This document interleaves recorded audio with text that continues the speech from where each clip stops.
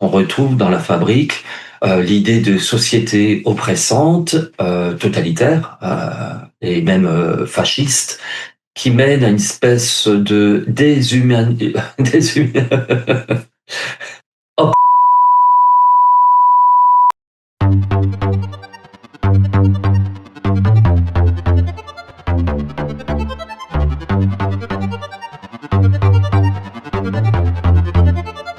La Fabrique et Malois est une dystopie.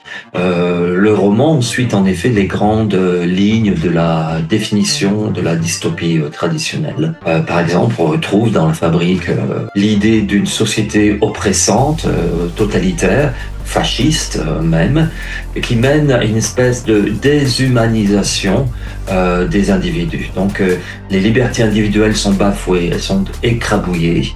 Mon personnage, Victor Deville, a vraiment l'impression de vivre dans une espèce de présentisme radical et de ne pas avoir accès à une utopie ou à un espoir pour un avenir différent ou peut-être positif. Donc en ce sens, oui, c'est une dystopie.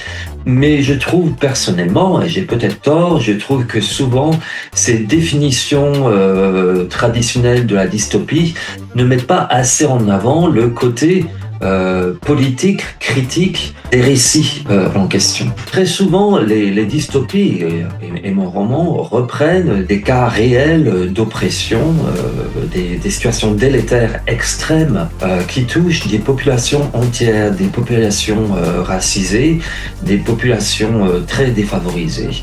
Et quand on reprend ces situations-là, ces cas de figure-là, dans un cadre littéraire ou cinématographique, on va souvent décrire donc les récits en question comme des dystopies quand les personnages sont majoritairement blancs.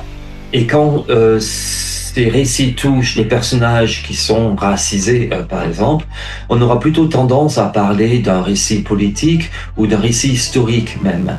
Et moi, je ressens quelque chose d'un peu colonial, postcolonial, presque raciste dans la définition de la dystopie actuelle. Donc, je me trompe peut-être, mais pour moi, la dystopie devrait être d'abord décrite comme un récit contestataire et un récit politique. La Fabrique et Malois, c'est un texte qui se veut critique, même un peu cynique, disons-le franchement, avec de l'humour noir aussi un petit peu, mais un texte critique, politique, qui cherche à condamner le fascisme économique qui est devenu le néolibéralisme extrémiste réellement.